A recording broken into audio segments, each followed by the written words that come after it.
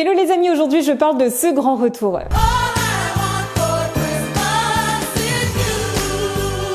Non, pas celui de Maria Carey pour Noël, encore un peu de patience pour ça, mais plutôt des COP climat. Et avant ça, n'hésite surtout pas à t'abonner à ma chaîne pour plus de décryptage lié à la météo, au climat et l'environnement. Parce que oui, cette année, la COP 29 s'ouvre le 11 novembre 2024. Parce que cette nouvelle édition se tient en Azerbaïdjan, c'est là, et plus précisément à Bakou, c'est juste là. Alors déjà, est-ce que tu sais ce que c'est qu'une COP et à quoi ça sert exactement? Nous sommes en 1992, 170 pays se retrouvent à Rio de Janeiro, au Brésil, pour la conférence décennale de l'ONU sur l'environnement et le développement. À cette occasion, les participants signent la déclaration de Rio de Janeiro sur l'environnement dans laquelle se trouve une convention pour le climat. Puis 30 ans après, ce sont 196 États ainsi que l'Union européenne qui ont ratifié cette convention cadre des Nations Unies sur les changements climatiques. C'est un peu technique, mais c'est réellement grâce à ces signatures en 1992 que le concept des COP est officiellement né. Et à la suite de ça, tous ces pays se retrouvent chaque année pour essayer de trouver des solutions concrètes pour lutter contre le changement climatique. Alors en 1995, la grande histoire commence concrètement grâce à la COP 1 de Berlin. Et tu vois, le but de ces grands rassemblements est assez simple sur le papier. Fixer pour chaque pays des objectifs d'émission et de réduction des gaz à effet de serre. Et ces engagements chiffrés passent par une série de mesures et d'engagements politiques. Et en fait, chaque édition de la COP Climat se tient dans un pays différent. Allez, je vous propose un petit jeu. J'adore les jeux. Parmi les 5 plus gros émetteurs de CO2 que voici, lequel n'a jamais accueilli la COP? Bon, sans grande surprise, les deux plus grands pollueurs, les États-Unis et la Chine. Tout comme la Russie d'ailleurs. L'Inde et le Japon ont respectivement accueilli leur COP en 2002 et en 1997. La COP 3 de Kyoto est réellement restée dans l'histoire pour avoir élaboré le premier protocole visant à encadrer les émissions de gaz à effet de serre de plus d'une centaine de pays. Objectif affiché, réduire de 5,2% les émissions de gaz à effet de serre d'ici 2020 en prenant l'année 1990 comme référence. C'est beau et assez ambitieux sur le papier, mais malheureusement les deux plus gros pollueurs de la planète n'ont pas ratifié ce traité, les États-Unis et la Chine. Oh, comme c'est bizarre. Oh, alors. Et en 2012 aussi, c'est la douche froide. La COP 15 de Copenhague était aussi pleine de promesses avec l'objectif de rendre les émissions de gaz à effet de serre très contraignants. Mais voilà, ça n'a pas du tout abouti à cause de... Je vous laisse deviner. Et oui, encore eux, les États-Unis et la Chine. On avance alors jusqu'en 2015 où c'est notre tour, la France accueille la COP 21. Et vous le savez, en France, événement majeur, on met les petits plats dans les grands. Alors concrètement, la COP 21 de Paris est restée un moment historique grâce à la signature de l'accord de Paris. Cet accord affirme que toute la communauté internationale va faire des efforts pour essayer de limiter le réchauffement de la planète à plus de degrés, voire de le limiter à plus 1,5 degré. L'accord de Paris pour le climat est accepté. Et pour la première fois, cet accord historique inclut les États-Unis et la Chine. Dis-moi pas que c'est pas vrai. Alors ça paraît très cool comme ça, mais si on additionne toutes les contributions prises lors de cet accord, le réchauffement planétaire devrait plutôt être de plus 3,1 degrés d'ici 2100 versus les plus 1,5 degrés de l'objectif initial. C'est moi où il y a comme un petit problème. Et c'est ainsi que d'année en année, les COP se succèdent, les promesses se font et les engagements se défont. Ça a été le cas lors du retrait de l'accord de Paris des États-Unis en 2017 par un grand défenseur de l'environnement, un certain Donald Trump. Et de ce fait, précisément, pour tenir mon engagement, pour remplir mon mandat, de protéger ce pays et ses habitants, les États-Unis se retireront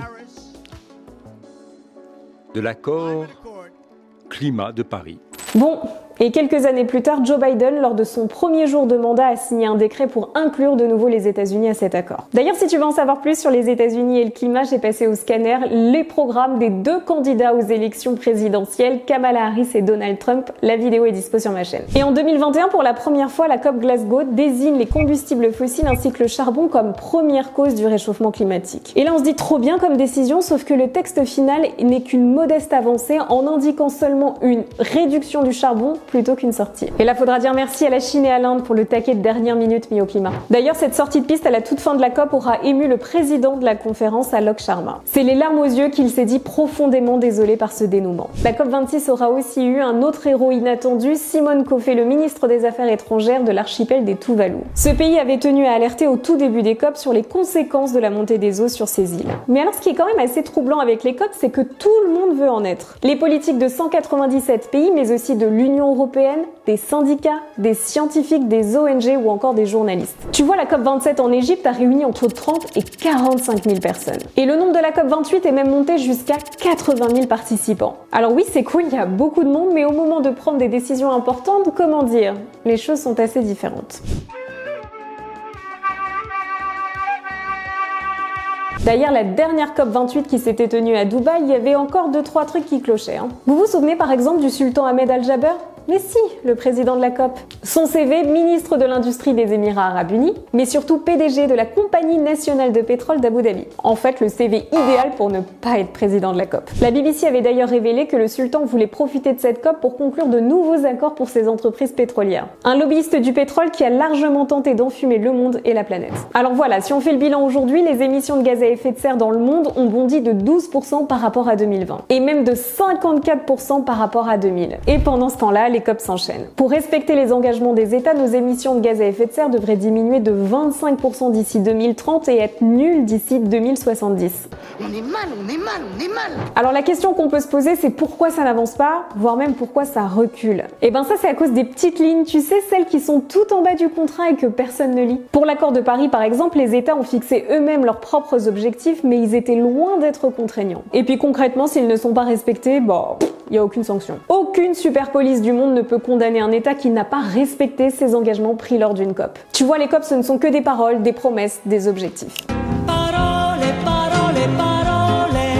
Et c'est à chaque pays de mettre en œuvre dans sa loi ses engagements pour atteindre ses objectifs. Et là aussi, c'est très compliqué parce qu'il va falloir négocier. Et je suis sûre que tu sais quel est le meilleur indicateur pour désigner du sort d'une mesure en faveur de l'environnement. Money, money, money! L'autre petite ligne des COP, les questions des politiques énergétiques qui restent discutées seulement au niveau national. Et ça, c'est pas ouf parce que la production des énergies fossiles, c'est quand même 25% de notre empreinte carbone globale. Résultat, depuis la COP26, c'est seulement une diminution de 0,5 gigatonnes d'équivalent CO2 par an. Est-ce que c'est suffisant? Bien sûr que non. Pour contenir le réchauffement climatique mondial à plus 1,5 degré, ça aurait dû être 23 gigatonnes. Donc en fait, les COP, tu vois, c'est un peu comme le festival d'Avignon. Il y a les in où là on évoque les objectifs vertueux et les off où se précipitent de plus en plus de lobbyistes. L'aspect business et technosolutionnisme prend largement le dessus. Je vous rappelle quand même que Coca-Cola, le plus grand pollueur de plastique au monde, était le partenaire officiel de la COP27 en Égypte. Ok, alors à ce moment de la vidéo, t'es peut-être en train de te dire, mais alors pourquoi on continue les COP chaque année? C'est vrai, on l'a vu, les progrès sont pas dingues, je te l'accorde. Mais elles ont tout de même le mérite de mettre une pression internationale, de favoriser les échanges et de maintenir le changement climatique comme sujet dans le débat public. Alors oui, trouver un consensus commun, c'est hyper compliqué. Mais les COP permettent de maintenir un dialogue entre les États à défaut de mettre sur la table des solutions massives pour réduire la crise. Tiens, on se retrouve en commentaire, dis-moi ce que tu penses de tout ça.